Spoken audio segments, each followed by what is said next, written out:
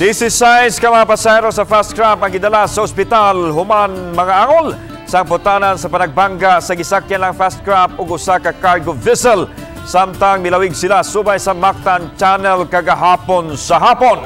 Gihimakaktas sa taga Cebu Coast Guard ang pasangil sa pipila ka mga pasahero nga dugay sila nga nakaresponde gani ila pang gipakita ang pipila ka mga hulagway nga nagpakita sa oras sa ilang pagresponde. Subay niini problema sa steering wheel sa fast craft mao'y gitumbok na hinungdan ganong nahitabo ang insidente.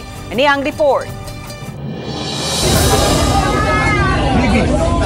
Sa video nga kuha sa usa sa mga pasahero sa fast craft na Supercat MV St. Judiel, makitaan ang nagkatag ng mga bagahe sa mga pasahero ug madunggan ang mga hilak sa bata. Matod sa opisyal nga pamahayag sa Supercat, nahitabo ang panagbangga sa MV St. Judiel sa cargo vessel LCT Poseidon 23 alas 2:44 gahapon sa hapon.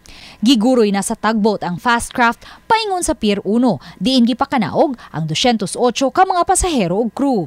Aduna na'y naghuwat nga mga medics ug emergency response teams sa Cebu City Disaster Risk Reduction and Management Office. Matod sa usa sa mga pasahero nga si Flor Catada, kinsa nahiagom og samad sa iyang tuhod nga samtang naglawig pa sila sa may Camotes Island, nabantayan na niyang daw adunay problema ang gisakyan nilang fast craft. Giingong mihunong ang gisakyan nilang fast craft sa lawod sud sa pipila ka higayon. Hindi na maganda ba? Nakabantay ko kay atong kuan Camotes Island, nag-stop siya, tas nibalik na pod, tas nag-stop hangtod nga gibangga pod niya. Sa pasiunang talaan, sa Cebu City DRRMO, ana sa 35 ka mga pasahero ang nakaangkon og samad og bunog sa nagkalain-laing bahin sa ilang lawas. 16 kanila gikinahanglang dadun sa tambalanan.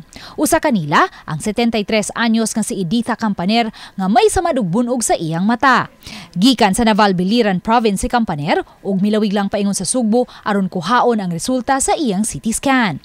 Giingong may gipamati siya sa iyang lawas. Mo lagi ni karon ako na atubangan karon disgrasya. Nadugangan na hinoon. Wa kita sa konduktor. Nakaangkon usab og mga bunog ug samad sa naong ang 75 anyos nga si Sofia Rotor nga taga Catbalogan City human maigo ang iyang naong sa aircon sa sud sa fast craft. Kay nagrabihan ang iyang ilong, may resulta kini sa pagsunggo. Sagad sa mga pasahero, may reklamo sa kalangay sa pag-abot sa Coast Guard aron sila dayon ma-rescue. Ay, kayo ang rescue, dugay, kayo. Basta niabot pag mga 30 minutos, dugay kayo. Daghan nagbanha na nga. Ano may rescue ta? Matod sa pangu sa Cebu City DRRMO, Harold Alcontin, nga 12 ka ambulansya ang ilang gigamit pagkuha og hatod sa mga pasahero nga nanginahanglan og medical attention. Wa na siya masayod sa saktong gidaghanon sa mga pasahero nga nanginahanglan og medical attention tungod kay wa may gihatag nga detalye ang tagduma sa fast craft. Nga importante kay na mo information nga kinahanglan magibaw mis initial nga pasyente kay para unsay resources nga mong mandam din namo. Sa Pier 1 sa Dakbayan sa Sugbo diin midunggo ang fast craft, dayag kaayo ang pagkaguba sa starboard bow ug ang pagkaguba sa mga lingkuranan sa sud sa fast craft. Samtang sa Uwano Wharf sa Mandaue City, giangkla ang LCT Poseidon 23, ang cargo vessel nga gikabangga sa fast craft. Makita usab ang nagubang port bow o angkla niini. Base sa incident report sa Coast Guard, ang cargo vessel adunay sakay nga 17 ka mga rolling cargos ug 20 ka mga pasahero. Walay mga tripulante ang cargo vessel nga mapangayuan unta og pamahayag.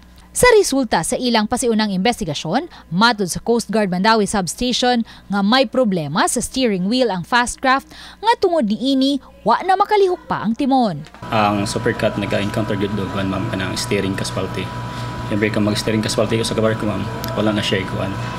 Dili na siya makakuan kung say gusto na yung imaniobra ka. Samtang gihimakak sa Coast Guard Substation Mandaue, ang pasangil nga dugay kaayo silang nakaresponde. Matod sa ilang Deputy Commander, PO First Joel Baring, alas 2:55 sa hapon nila nadawat ang tawag kabahin sa naitabong panagbangga. Ug pagka alas 3:20, nakapaduol na sila sa Supercat.